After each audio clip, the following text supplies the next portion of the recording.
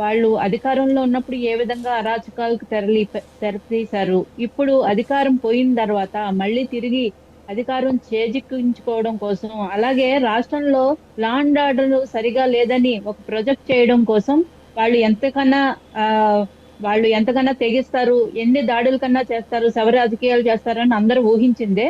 అలాగే ఈ రోజు చూసుకుంటే కనుక రాష్ట్రంలో లా అండ్ ఆర్డర్ సరిగా అమలవుతూ ఎటువంటి శాంతి భద్రతలకి ముప్పు లేకుండా ప్రశాంతంగా అభివృద్ధి వైపు పయనిస్తున్న ఈ రాష్ట్రంలో అంటే ఒక రకమైన ఘర్షణ వాతావరణాన్ని, టెన్షన్ ని, ప్రజల్లో భయాందోళనని సృష్టించడమే కాకుండా ఒక డైవర్షన్ పాలిటిక్స్.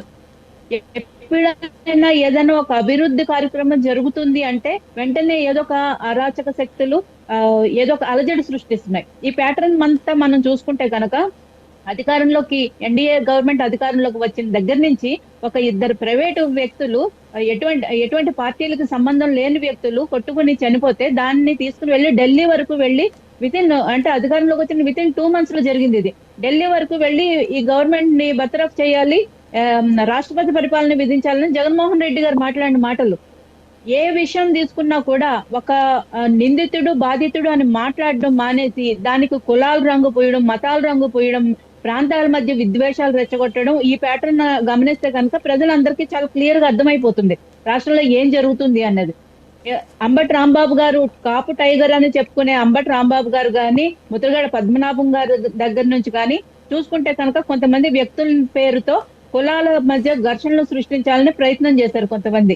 దాని తర్వాత మత ఘర్షణలు, ఏదైతే రావణ్ జోసెఫ్ కానీ, ప్రకాష్ రాజ్ కానీ, కొంతమంది తులసి చందు అని కొన్ని యూట్యూబ్ ఛానల్స్ వ్యక్తులతో కానీ కుమ్మక్కయ్యి మత ఘర్షణలు పెట్టడానికి ట్రై చేశారు.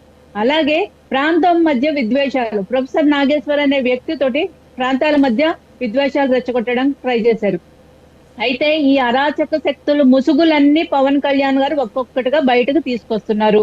ప్రజల ముందు వాళ్ళు ఏంటి అనేది నిరూపిస్తున్నారు.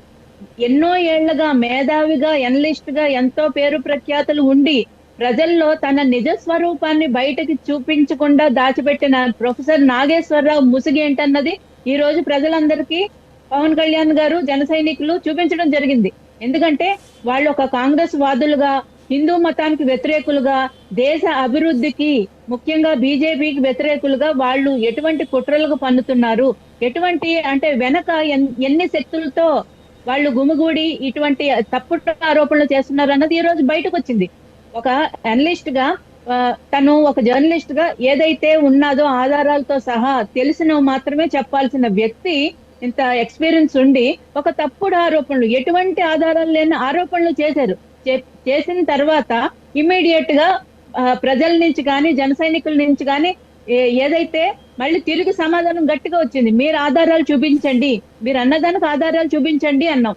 అన్న వెంటనే ఆయన చూపించలేక దొరికిపోయి నేను నా వ్యాఖ్యలు వెనక్కి తీసుకుంటున్నాను అని చెప్పారు. చెప్పిన వ్యక్తి దాని తర్వాత ప్రాంత విద్వేషాలకు తీసుకువెళ్ళిపోయారు, తెలంగాణ వాదాన్ని తీసుకొచ్చేసారు.